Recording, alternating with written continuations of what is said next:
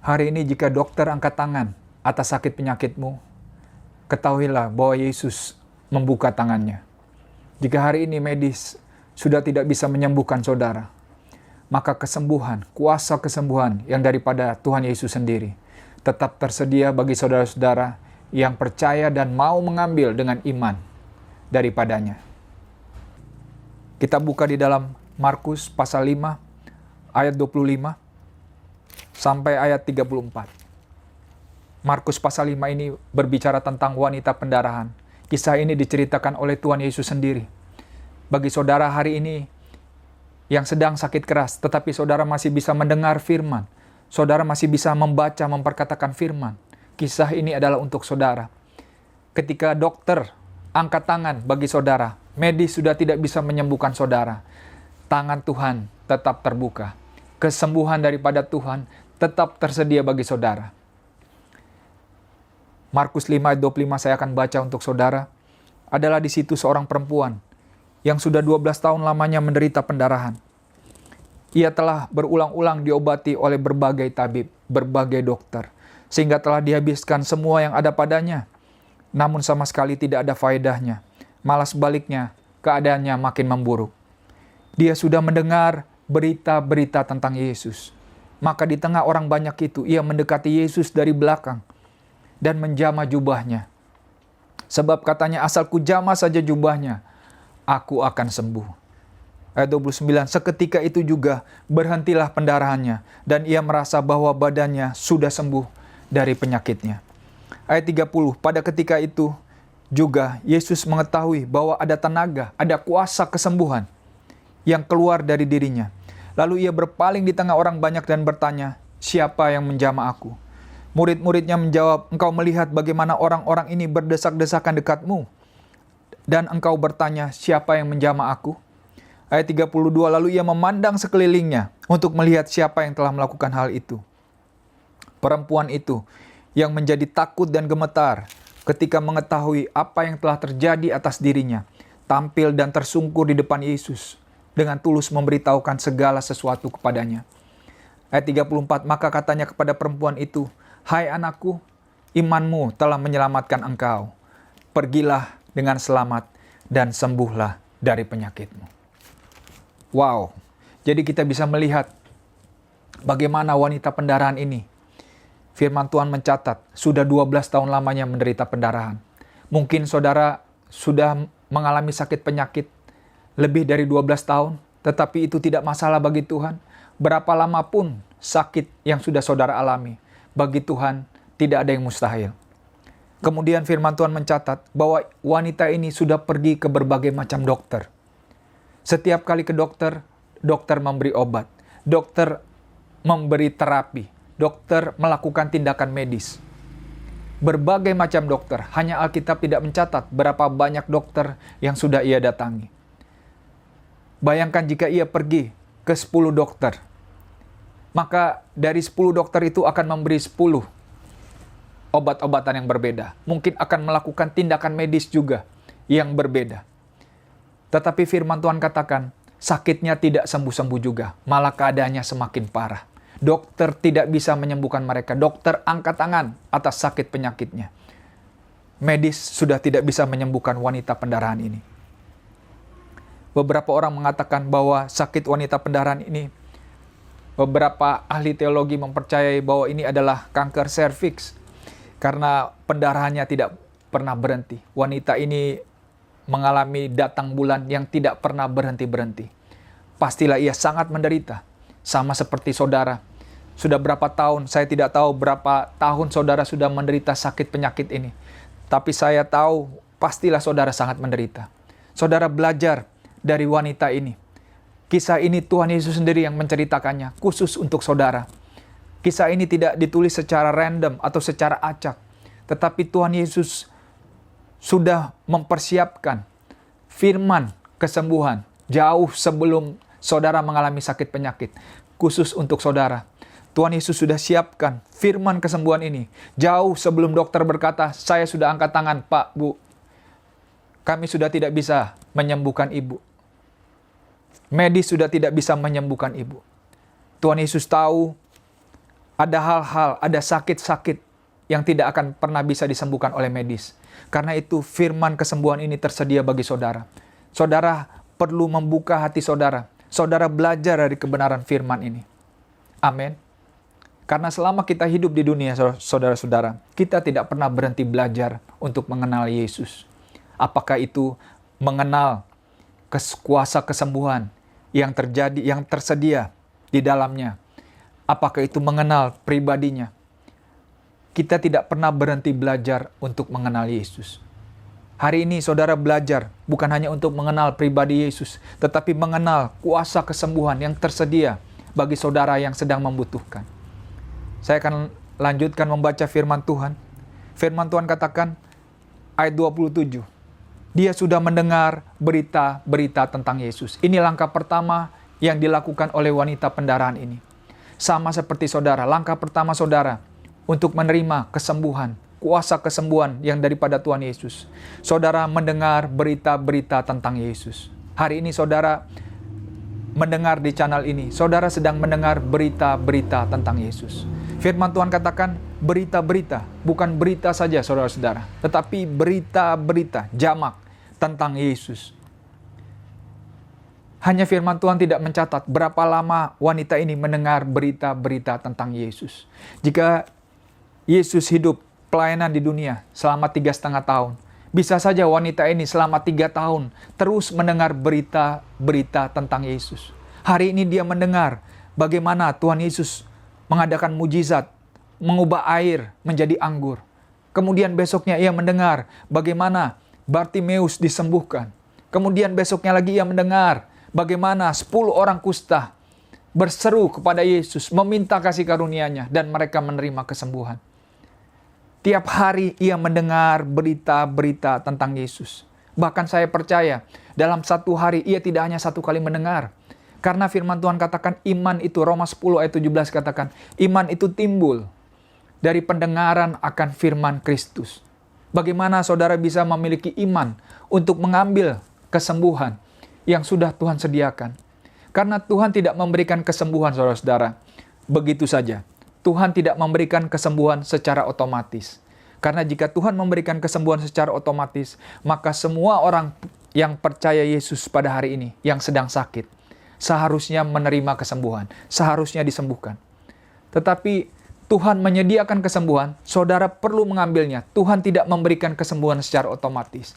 Karena itu di ayat 34 tadi, saya akan baca buat saudara. Firman Tuhan berkata, Tuhan Yesus berkata kepada wanita itu, "Hai anakku, imanmu telah menyelamatkan engkau." Jadi wanita itu memiliki iman untuk mengambil kesembuhan. Karena kata menyelamatkan di situ di dalam terjemahan yang lain itu juga berarti disembuhkan. Kata keselamatan itu berasal dari kata souso, bahasa Yunani. Salah satu arti daripada kata souso adalah disembuhkan. Kata souso memiliki beberapa arti, dipulihkan, dibuat utuh, juga berarti disembuhkan. Jadi firman Tuhan tadi katakan Yesus sendiri berkata kepada wanita itu, "Hai anakku, imanmu telah menyembuhkan engkau." Jadi wanita itu mengambil dengan iman kesembuhan yang sudah Tuhan Yesus sediakan. Kuasa kesembuhan itu otomatis mengalir dengan sendirinya ketika seorang mengambil dengan iman. Saya akan ulang di dalam ayat 27, langkah pertama bagi wanita itu untuk menerima kesembuhan. Supaya kuasa kesembuhan itu mengalir atas tubuhnya yang sedang sakit adalah dia sudah mendengar berita-berita tentang Yesus. Jadi satu hari saya percaya bukan hanya sekali saja dia mendengar, tetapi berulang-ulang dia mendengar berita-berita tentang Yesus. Jika saudara sedang sakit, apalagi saudara yang sakit keras, satu hari saya percaya saudara meminum obat bahkan 3, 4, atau 5 kali dalam sehari. Dan saudara tidak sembuh-sembuh juga. Tahukah saudara mengapa medis atau dokter memberikan obat kepada saudara 3, 4, sampai 5 kali dalam sehari? Karena bukan hanya untuk membagi dosis yang diberikan, karena jika dosis itu diberikan dalam satu kali dalam jumlah besar, itu bisa mematikan saudara. Selain untuk membagi dosis diberi dalam jumlah yang lebih kecil, dibagi dalam beberapa kali di dalam sehari untuk dikonsumsi. Ada alasan lain mengapa saudara diberikan 3, 4, sampai 5 kali obat di dalam satu hari. Alasannya adalah karena sakit penyakit itu sedang membunuh saudara. sakit penyakit itu saat ini sedang mau mencuri, membunuh, dan membinasakan saudara. Iblis menggunakan sakit penyakit itu untuk mencuri, membunuh, dan membinasakan saudara. Amin. Jika saudara mengerti bahwa iblis sedang mau mencuri, membunuh, dan membinasakan saudara 3, 4, 5 kali dalam sehari melalui sakit yang saudara alami, mengapa saudara tidak melawannya dengan kuasa firman Tuhan? Firman yang hidup, yang adalah pribadi Yesus sendiri, yang penuh kuasa. Kuasa untuk menjadikan dari tidak ada menjadi ada. Kuasa untuk menjadikan dari tidak ada kesembuhan menjadi ada kesembuhan. Mengapa saudara tidak melawan sakit penyakit itu 3, 4, 5 kali sehari, sama seperti saudara minum obat dengan merenungkan firman siang dan malam? Amin. Karena saudara harus tahu bahwa ada kuasa kegelapan di balik sakit penyakit tersebut. Kisah Para Rasul 10 ayat 38, firman Tuhan katakan, Tuhan Yesus berjalan berkeliling sambil berbuat baik dan menyembuhkan semua orang yang dikuasai oleh roh-roh jahat. Jadi firman Tuhan menjelaskan kepada kita bahwa penyakit, walaupun tidak semua, tetapi beberapa dari penyakit, banyak dari penyakit, adalah karena roh-roh jahat di belakangnya. Ada kuasa kegelapan yang bekerja di belakangnya. Karena itu saudara diberikan obat 3, 4, 5 kali dalam sehari. Karena medis pun mengerti bahwa sakit penyakit itu sedang membunuh saudara. Karena itu saudara perlu ditolong dengan obat-obatan 3, 4, 5 kali dalam sehari. Mengapa saudara tidak melawannya dengan kebenaran firman Tuhan 3, 4, 5 kali dalam sehari?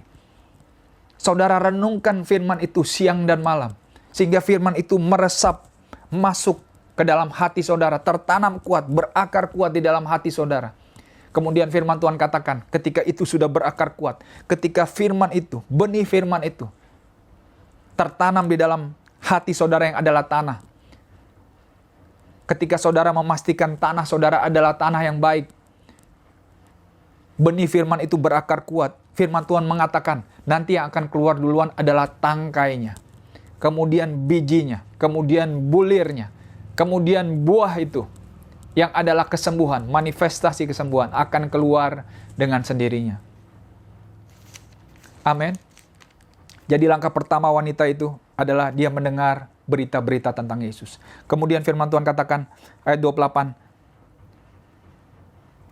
saya ulang ayat 27, firman Tuhan berkata, dia sudah mendengar berita-berita tentang Yesus. Maka di tengah-tengah orang banyak itu, ia mendekati Yesus dari belakang dan menjamah jubahnya. Ia mendekati Yesus dari belakang dan menjamah jubahnya. Ketika wanita itu mendengar berita-berita tentang Yesus, timbul iman di dalam hatinya, saudara-saudara. Timbul iman karena firman Tuhan katakan iman timbul dari pendengaran akan firman Kristus. Setelah iman itu timbul, firman Tuhan mengatakan wanita ini mendekati Yesus dari belakang dan menjamah jubahnya. Wanita ini melakukan tindakan iman. Amin. Jadi tidak hanya cukup bagi saudara untuk mendengar berita-berita tentang Yesus, mendengar firman Tuhan 3, 4, 5 kali dalam sehari. Tetapi setelah saudara memiliki iman, saudara langkah kedua yang saudara bisa belajar dari wanita pendarahan ini adalah saudara mengambil tindakan iman. Tindakan iman bagi wanita itu adalah ia mendekati Yesus dan menjamah jubahnya. Ketika saudara membaca ia mendekati Yesus dan menjamah jubahnya, saudara harus mengerti apa yang ia lakukan, tindakan iman yang ia lakukan, tidaklah sesederhana apa yang tertulis di dalam Alkitab, saudara-saudara. Karena kita harus mengerti, wanita ini adalah wanita pendarahan.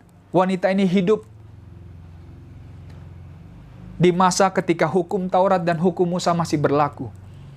Hukum Taurat dan hukum Musa berkata, apabila ada seorang pendarahan, seorang wanita pendarahan, berjalan di depan umum, wanita itu harus berteriak, najis, najis, najis, supaya ia tidak bersentuhan dengan orang lain di depan umum.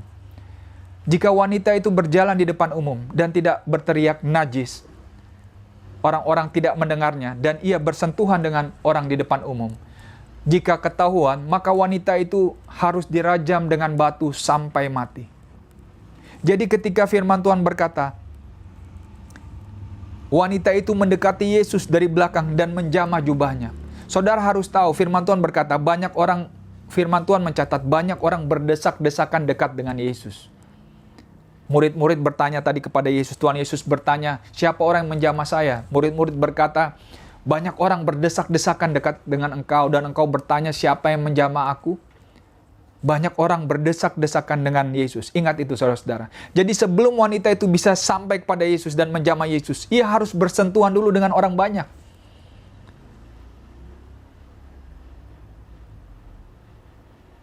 Ketika ia melakukan itu, ia melakukan tindakan iman saudara-saudara.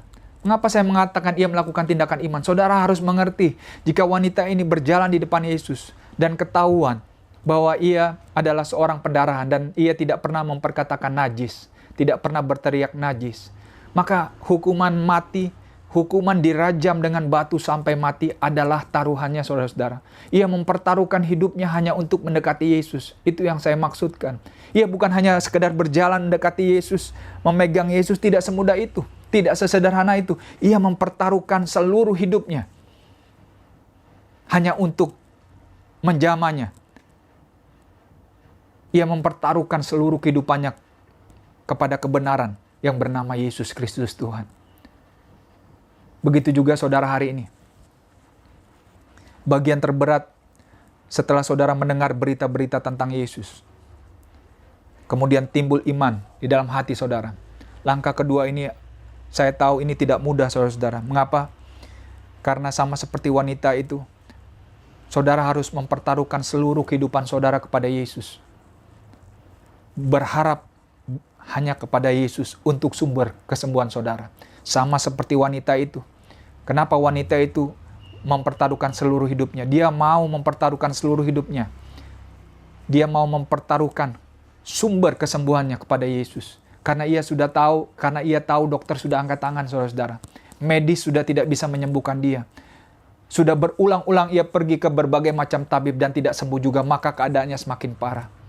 Dia berpikir dalam hatinya, saya sudah berobat, dokter angkat tangan. Toh nantinya kalau tidak sembuh dia juga akan mati. Tetapi dia tahu, dia dengar ada seorang yang bernama Yesus Kristus yang berjalan berkeliling sambil berbuat baik.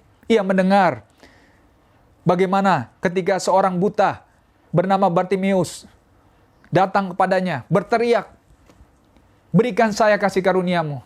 Kemudian Yesus berbelas kasihan dan menyembuhkan dia. Ia mendengar kesembuhan-kesembuhan yang terjadi yang dilakukan oleh Tuhan Yesus. Ia mendengar mujizat-mujizat yang terjadi yang dilakukan oleh Tuhan Yesus. Ia mendengar bahwa Tuhan Yesus itu adalah Tuhan yang baik dan penuh kasih karunia. Sama seperti saudara hari ini. Saudara mendengar berita-berita tentang Yesus. Setelah mendengar berita tentang Yesus, iman timbul dalam hati saudara. Kemudian saudara melakukan langkah iman. Sama seperti wanita itu, saudara mempercayakan Yesus sebagai sumber kesembuhan saudara. Walaupun itu berarti mempertaruhkan seluruh hidup saudara. Dan hal itu adalah hal yang tidak mudah saudara-saudara. Karena itu, saudara perlu merenungkan firman ini siang dan malam. Mengapa? Karena ketika saudara merenungkan firman siang dan malam, saudara mendengar berita-berita tentang Yesus. Saudara semakin mengenal siapa Yesus itu. Saudara semakin mengenal pribadi Yesus. Saudara semakin jatuh cinta kepada dia. Ini yang dialami oleh wanita ini saudara-saudara. Saudara harus mengerti walaupun Alkitab tidak mencatat, saya tahu. Karena firman Tuhan berkata jika semua yang terjadi, semua pelayanan yang dilakukan oleh Yesus, jika itu tercatat di dalam Alkitab, maka tidak akan pernah cukup. Tapi saya yakin yang membuat wanita ini mau mempertaruhkan seluruh hidupnya. Karena tadi saya sudah jelaskan, jika ia mendekati Yesus, orang-orang tahu ia bersentuhan, ia harus dirajam dengan batu sampai mati. Jadi ia mempertaruhkan seluruh hidupnya. Yang membuat ia mau, saya percaya, yang membuat wanita itu mau mempercayakan seluruh kehidupannya kepada Yesus adalah karena dia sudah mendengar berita-berita tentang Yesus. Dia sudah jatuh cinta kepada pribadi yang bernama Yesus. Dia mengenal Yesus dengan sangat baik. Dia tahu bahwa Tuhan Yesus itu adalah Tuhan yang dapat dipercaya. Amin. Karena pengenalannya akan Yesus dengan baik dan benar, itu yang membuat dia berani melakukan tindakan iman. Itu yang membuat dia berani mempertaruhkan seluruh hidupnya. Itu yang membuat dia berani mempercayakan kesembuhannya kepada Yesus. Karena yang lain sudah angkat tangan. Dokter sudah angkat tangan. medis sudah angkat tangan. Sama seperti saudara hari ini. Mengapa saudara tidak belajar dari wanita pendarahan ini? Saudara renungkan firman ini siang dan malam. Saudara baca setiap hari. Kalau perlu 3, 4, 5 kali sehari. Karena sama seperti saudara meminum obat. Saudara harus mengerti sakit penyakit sedang membunuh saudara. Sedang membinasakan saudara. Saudara lawan dengan kebenaran firman. Saudara belajar dari kebenaran firman ini. Amin. Karena ketika saudara merenungkan firman siang dan malam, saudara akan mengenal Yesus lebih dalam lagi. Saudara akan semakin mempercayai Dia. Bahkan di hadapan maut sekalipun, saudara tidak takut bahaya. Saudara akan bisa berkata, bagiku hidup adalah Kristus, mati adalah keuntungan. Di video sebelumnya saya pernah menjelaskan tentang bagaimana mengalahkan takut akan kematian. Bagaimana Yesus sudah membebaskanmu dari takut akan kematian. Saudara bisa mendengar, menonton video tersebut. Saudara akan diberkati. Saudara akan menang dari takut akan kematian. Amin. Saya akan kembali lagi ke dalam firman Tuhan ini. Ayat 28, sebab katanya, asal kujamah saja jubahnya, aku akan sembuh. Waktu ayat 28 ini berkata, asal kujamah saja jubahnya, aku akan sembuh. Saudara harus mengerti ini bukanlah perkataan saja. Wanita ini sedang menggunakan imajinasinya. Saudara harus mengerti ketika wanita ini 12 tahun lamanya pendarahan, tubuhnya pastilah sangat lemah. Mungkin ia terbaring saja di tempat tidur. Mungkin ia banyak duduk-duduk saja. Firman Tuhan tidak mencatat. Tetapi jika orang selama 12 tahun pendarahannya tidak berhenti-berhenti juga, tubuhnya sudah pasti sangat lemah. Jadi ketika dia berkata, asal kujamah saja jubahnya, aku akan sembuh. Saudara-saudara harus mengerti, dia sudah melihat di dalam pikirannya bahwa dia sudah sembuh sebelum dia menjamah Yesus. Wanita ini sudah melihat bahwa dia sudah akan bisa masak di rumahnya, bahwa dia sudah akan beraktivitas seperti layaknya wanita yang sehat sebelum dia menjamah Yesus. Dia sudah melihat di dalam pikirannya bahwa dia sudah sehat sebelum dia menjamah Yesus. Kemudian ketika ia menjamah Yesus, ledakan iman terjadi, mujizat terjadi, kesembuhan mengalir. Mengapa? Karena dia sudah melihatnya di dalam pikiran sebelum dia menjamah Yesus. Amin. Begitu juga saudara hari ini. Sebelum saudara menjamah Yesus, bagaimana saudara bisa menjamah Yesus? Saudara menjamah Yesus melalui kebenaran firman-Nya. Karena firman ini adalah pribadi Yesus sendiri.